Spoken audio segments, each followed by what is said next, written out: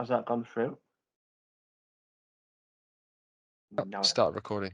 Yeah, start has. recording now. Perfect. Hi guys, this is Tom Lawson from ATS Corporate. In this overview, I'm working with Jack Porter at Britannica, and we are going to give an overview of the Heimdal security and of the platform and the solution. Over to you, Jack. Thanks, Tom, and thanks you everyone for checking out this recording. As Tom mentioned, I'm just going to give you a very um, hopefully a bit of in-depth view as to who Heimdal Security are today, some of the different modules they have, and what they can do to help you protect and secure your business. So a bit of an understanding as to who Heimdal are. They are a Danish-based cybersecurity company founded back in 2014. They were founded by some ethical hackers by trade who'd won an event called the DEF CON CTF, which is a big hacking championship out in Las Vegas. Um, there was a prize pot associated with that event, and they've then used that to go back to Denmark and found Heimdal Security as we know it now. Some of their accolades, a bit about kind of who they are and who they've worked with so far. One of the key ones being the FBI, so they work quite closely with law enforcement. As you can probably see on the bottom left of your screen, I've just pulled up an article here from The Guardian, which is basically giving information on how Heimdal have helped bring down the original CryptoLocker domains, sorry, the strains that were using the hosting pages and domains.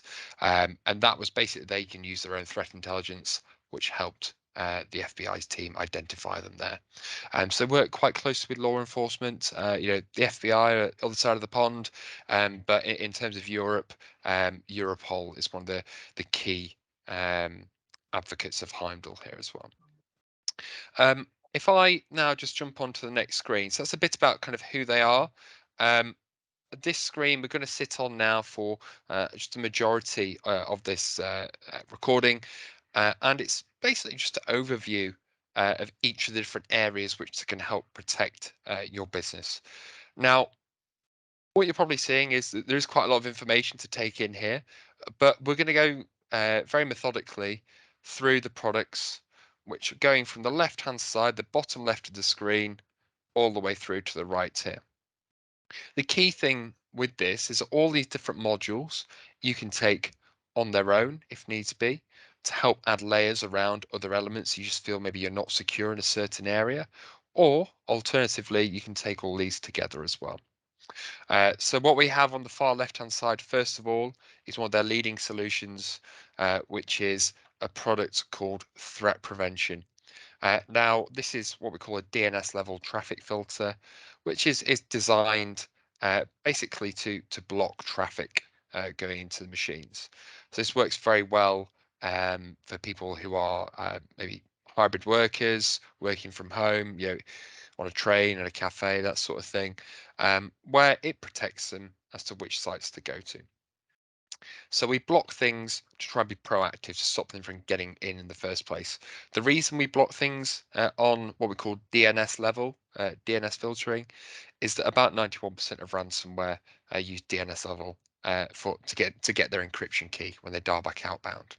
So if you're blocking on DNS level traffic, you're instantly blocking about 91% of ransomware there and then.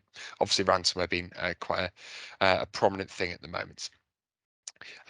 Now that is proactive, so that's stopping things from getting in. It's also blocking things from leaking data outbound and connecting out for those ransomware servers on the way out as well. And we record and log all of those blocks and look for patterns within those. Basically, anything that's non-human. If we find a pattern, we can then alert you or alert, for example, Tom's team, and they can then remediate that based upon that there. So that product on the far left is called Threat Prevention. That will sit alongside any antivirus, designed to be as proactive as possible there. So yeah, that's Threat Prevention there. The next module which Heimdal have is a patching tool. Now, patching is one of the key elements of cybersecurity. You have what we call OS patches, so your operating system patches. So, for example, Windows, and then you have what we known as a third-party patches and applications. So We patch both, so your Windows updates, but also we patch the likes of third-party applications. And when it comes to things such as Cyber Essentials, so if any of you have government contracts, um, the primary failing factor in Cyber Essentials is um, not patching third-party applications. And why is that? Well, it's for two reasons. The first is that effectively you don't have visibility, so you don't actually know what is installed across your estate. So, someone might have a Google Chrome, they might have Firefox, 7-Zip, Adobe, Flash, any of these applications, but you just don't know what's there. Secondly, if you do maybe know what's there, how are you managing to keep them up to date? If you want to get things such as Cyber Essentials and those accreditations, you have to make sure when a patch is released that they are patched within 14 days. So, how do you solve this? What we do is we have our our solution here, which basically sits on the machine, and it will connect back in with our cloud-based dashboard, which checks for patches as they're released from the vendors. We then take the patch, we test it, we make sure there's nothing broken within that patch there, so it's not going to cause downtime, and then we release it so the endpoints can then receive it. That way, what we're hoping to do is mitigate, first of all, cyber attacks. Also, making sure that you're keeping your accreditations, but also on top of that, we don't just want to be patching things kind of straight away without being checked and without being kind of QA'd from that perspective. So we provide the ability to patch third party on Windows, the ability to audit what is installed on your machines. We can also uninstall anything you don't want from there and also install as well. So we're giving you greater visibility and functionality over what's on your estate there. So that's the patching piece, which is called vulnerability patch and asset management. Um, we then have a solution which is called Next Gen Antivirus and MDM. This is, what people tend to refer to as, standard antivirus. However, we would now consider ourselves as a next generation antivirus. And I'll get into what the differences are later on. But effectively, most people will have antivirus. This is kind of the cornerstone. This is the core of your cybersecurity protection.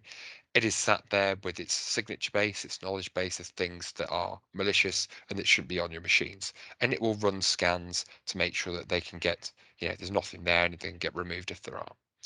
Um, the beauty about this solution, however, is that it is a next generation antivirus in the fact that it has heuristics, so behavior based scanning, the ability to block USB ports, auto scan them, cloud scanning, which means we can scan against not only just the signature base that is local, but also a range of other signature bases, so other antivirus knowledge bases, as well as itself.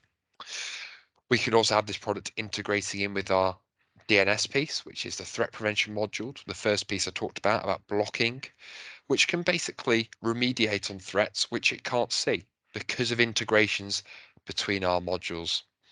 The beauty about this is that it's basically one module is basically watching the back of the other module in effect. We're trying to add as many layers as possible so that if one layer doesn't stop it, the next one will. There is no kind of silver bullet in cybersecurity. It's all about how many layers you can have. So if one layer doesn't catch it, the other one will, as mentioned there. So yes, we do have an antivirus. Most vendors will have an antivirus. That is kind of the cornerstone of the offering there. We then have a ransomware encryption protection piece. Now, a lot of people will kind of hear that buzzword and think, okay, how's it going to help me stop ransomware? Um, this is designed to stop the final stage of a ransomware attack. So you'd hope that the three modules to the left, the threat prevention piece, the patching piece, and the antivirus piece, will have been able to stop the ransomware attack, get to that stage. However, like I said before, it's all about layers. What this solution is doing here is basically it is a zero trust uh, solution, which in essence means that it is sat there. It doesn't have kind of a knowledge base or a threat intelligence. And so it's sat there, and what it's doing is basically blocking anything that just isn't pre-allowed. So we have a configuration period with this where you put it on your machines and it will learn the encryptions that normally take place, the legitimate encryptions, the good encryptions that you want. After that kind of learning period's up, you put it into a blocking mode, and that will then block any future encryptions that are not a part of that exclusion list there. So yeah, that's our ransomware encryption protection piece. It is probably our fastest growing solution at the moment. It is our newest solution, but it's also the fastest growing solution purely because it's providing just another layer, that kind of peace of mind that if something does get through all your other security functions, we can stop encryptions, we can stop the downtime, we can stop the data loss there. So those are the four on the left, which we kind of call the core offering. Tom, I'm not sure if you wanted me to go into the four pieces on the right there, or have any kind of questions or anything to add on the four pieces on the left that I've gone through. The question that I would have is with regard to the ransomware encryption protection, where you were talking about it learning. What Mhm. is the usual period that would take? Would that be over a 24-hour period, or would that be over, say, several days once the Yeah, so that's a once 2 week the period we tend to recommend. It depends how often you're using your machines. so I basically you could customize it, or is it just Mhm. preset by default? So it's preset by default just to be in the learning period, and you until you tell it to move from that, which would be yourself managing it for your clients. We tend to say 2 weeks is the recommended time because that way you might have to put it on, say, all your machines, and Yeah, someone's on leave at the moment, but they're not back for a week and a half, and even then they might not use all the same applications or same kind of um, processes that they normally use. So it's best just to make sure you give it enough time just to capture everything, and um, then you change it into the blocking mode from there. But it will log everything that's been encrypted, that's legitimately encrypted during that time, so you can quite easily add it into the exclusion list or the allowed list from there. Okay. Did you want me to go into the compliance area now as well? yes, please. Okay. So compliance is something which it's probably becoming more and more so evident at the moment. And one of the elements which is starting to become a key component of this is to do with how you control local user admin rights. So many people out there might already have kind of what we call an elevated session, where they they can install anything they want when they want. They can make changes to their machine when they want to make changes to the machine. Now, from a security perspective, that is very bad. And it basically means if you get attacked, the attack can do a lot more damage and it can spread sideways easier. So what we tend to say to people is, okay, well, you need to revoke existing local admin rights, which many people might already have that at the moment. But there is a bit of a pain that comes with that, which is that um, it means you then can't install things. It means you then can't, make changes to your machine, which some people are maybe developers. They've got certain, maybe account software they have to run. Um, and what the problem there is that obviously that's then going to take time because you have to then request someone to then come and elevate you or log into a different account or get one of Tom's team to remote in to make a change on the machine. Whereas that is a very kind of it's a long exercise to do just to maintain compliance or just to maintain security. So what we've come up with here is basically a solution which allows the end user to request to run a temporary elevated session where they can make changes.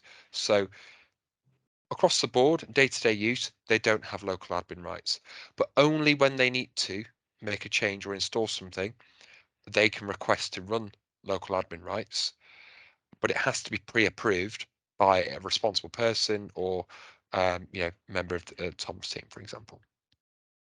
And so what this basically allows you to do is to run a fully audited session, which is time limited, and you can see everything they've done during that time, so all the executables within that time there. The basic premise of this is you reduce that time when they're at risk to a minimum as to only when they need to run an elevated privilege. And in terms of a compliance perspective, the main thing that you're doing with compliance there is that you are logging everything that happens during that time. Provided you can do that and you can provide those logs, which we do in our dashboard, that's absolutely fine in terms of the compliance version. So that is what we call privilege elevation and delegation management. We then have what we call application control, which basically means if you wanted to, you could block certain machines from running certain applications. So if you only need to run 3 applications on a machine, if you block everything else and allow only those 3 applications, that massively reduces the amount of risk your machines face. It means those other applications can't get compromised. It's only those 3 that can be run. And so we have the application control piece there, which works very well for that.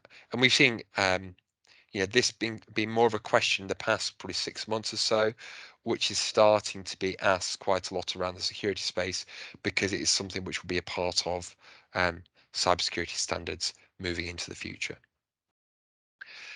The final section now we have is email security. Now, it's an area which a lot of people, obviously everyone uses emails, and email security is a big part about kind of your cybersecurity defenses. So the ability to, first of all, block spam. At the end of the day, you don't want to be inundated with spam, but at the same time, have it smart so it knows what's spam and what isn't spam. But the primary function of this solution is to block malicious attacks, attacks with links in them, which will take you to sites, or attacks with an attachment, which you click and open, which would then start to run ransomware or some sort of malware on your machine. And what we're designed to do here is basically block as many things from getting in the first place. So you're then not reliant on your staff knowing not to click on something. Finally, we then have an area which is called a fraud prevention, which is a separate part to the email security piece, which was actually developed in partnership with the RBS banking group, so in particular NatWest. The basic premise of this solution is we basically check for clear instances of fraud within the inbox. So if someone has changed an account number on an invoice, for example, and that account number is seen as fraudulent, we can instantly flag that and pull it out of the inbox so someone doesn't action upon it.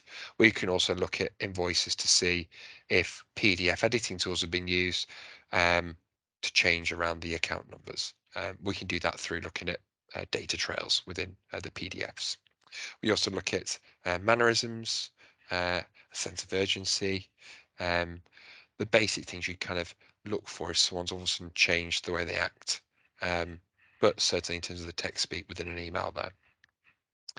And so what you're seeing there is kind of the full stack of the different Heimdal modules which they're running. Now we do have a remoting tool alongside this, which allows you to remote from machines to machines if you wanted to. So if you do maybe have people that work from home and they need to connect into their office machine for particular reasons, we do have that ability. But then also we have a wraparound managed SOC service, which is basically a security operations center, which is sat looking at the results, what's been blocked, what's been caught within quarantine, a patch has not been applied, is there a fault somewhere, so they can basically sit there and basically watch 24/7 what is happening on the machines. That's about it in terms of kind of the overview as to all the different Heimdal modules, what they do, and kind of a bit of technical information around them. Um, Tom, was there anything you wanted to kind of ask? I think you're obviously better suited because you know your clients obviously better than I do. But is there anything you wanted to ask around any of that Yeah. there? So when you're in the admin interface where you can manage all your machines, Hmm. what is it like for reporting? Say, for example, the management team needed an executive report, for example, from a department. Yeah, so you can automate reports. They come through. Um, you could be quite bespoke, so you could have it, so I want to receive a report as to what's happened in the past 3 days and 3 hours for patches, how many patches have come through. You could pull that report if you wanted to. We could give them access to the dashboard where they have a view only mode, so they can see exactly what's been happening across quite bespoke time periods. However, what we tend to see most people are happy with is we can have an automated reporting service so that every 7, 14, 21 days, depends on how you want to choose it there, you can have reports coming through to say how many things have been blocked, what's been put in quarantine, has there any encryptions been stopped, um, what's been patched during that time. And so you can then, go through and say, okay, what has it been doing for me? How has it been protecting me there? So yeah, you can configure those reports. It just depends on, the environment and what the client wants, really. I was going to ask, is there any chance that you could show us the admin interface I on can't actually at the moment because we camera? have some Okay, customer information in there. no problem. So we won't be able to show that if this is necessarily kind of generally customer facing. If clients would like to look at this in more detail, I can jump on kind of one-to-one calls with them and go into Perfect. the More dashboard detail. there. Mhm. Okay, Yeah. so what is support like? Yeah. So current response time for support is about 8 minutes, which is quite a rapid response.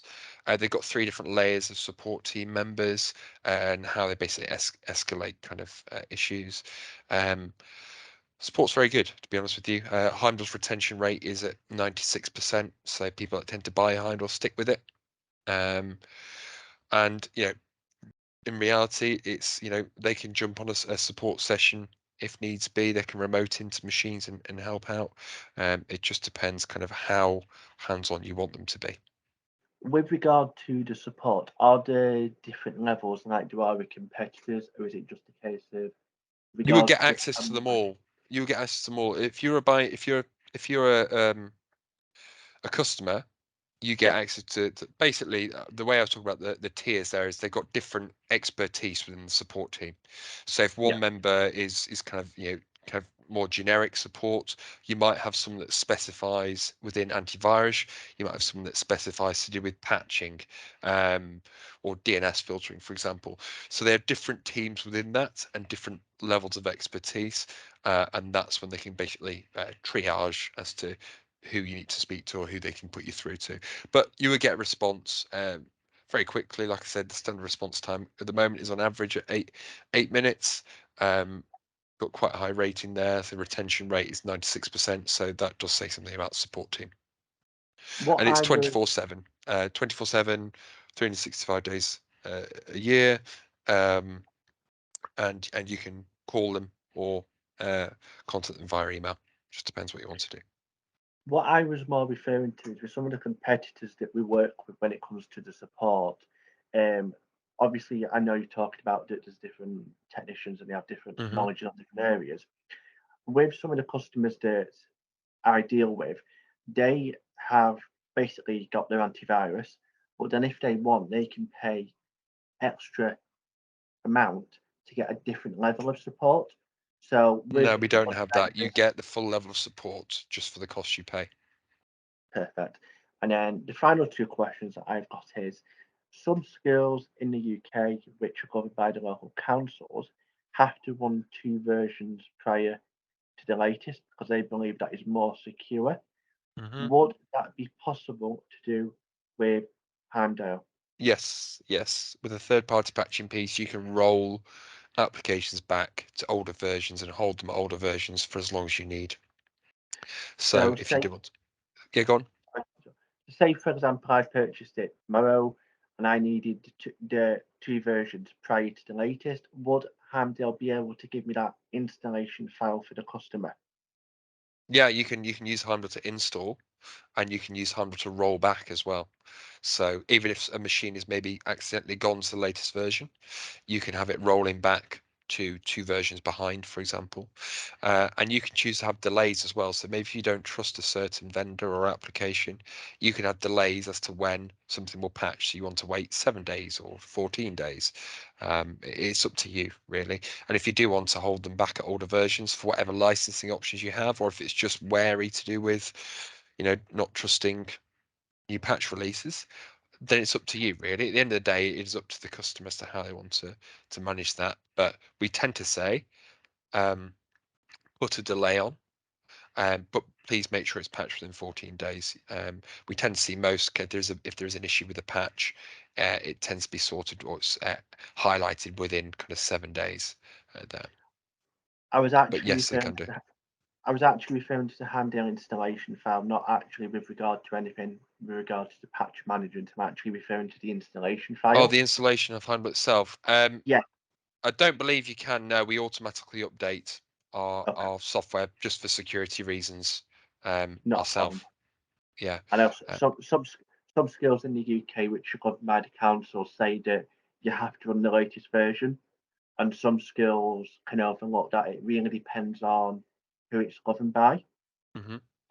It I think it also could depend on if they're an academic trust or not, because I've had a couple of customers that have been able to overturn, but some customers, especially primary schools, depending on who their councils are, basically give them a set of rules, and some customers have to say you have to be two versions prior to the latest, Mhm. rather than you can run the latest and then actually stop different Mhm. versions. And then Yeah. the final question is with regard to web filtering, Yes. if it was in a school environment, are they able to set different levels, or is whatever is set, it's applicable to all machines, regardless of if it's a student or if it's a staff member? Yeah, very good question. Because this is on the endpoint, which means it's installed actually on the machines, you can have different policies. So you could have a policy for staff members who can pretty much go to any site or a large majority of sites. They'll still get blocked from going to malicious sites, obviously. Um, but then you can have a policy for students. And students will be blocked from going to, I don't know, social media sites, gambling, games, that sort of thing. So they can be blocked from going to them, but staff members could still, for example, go to those sites then.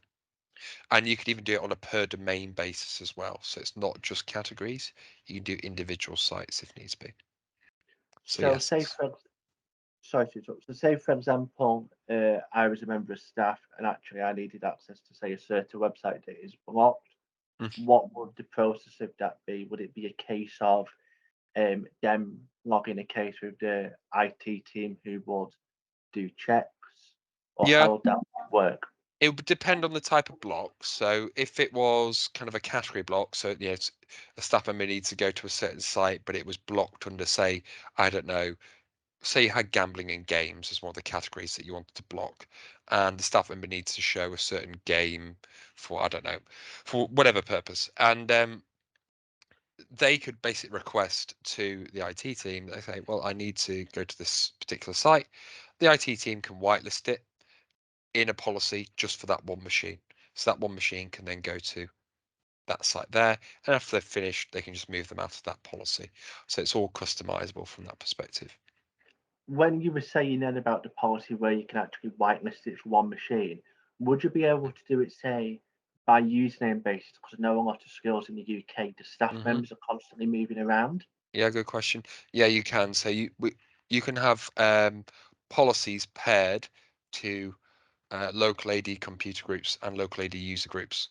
So if you have a certain user group that are staff members, obviously they're changing machines, um, then as soon as they get onto a set machine, that machine will recognize which user that is, so it then apply the particular policies to that machine that corresponds with that user. So yeah, you can do And that. and then that's just led into another question then. With Heimdal, how long does it check in with every AD? Does that do it every hour, every 10 minutes? It's Because every I know with 15 minutes. If a machine's turned on, it will connect back in straight away, and then every 15 minutes corresponding after that. is that preset and able to be changed?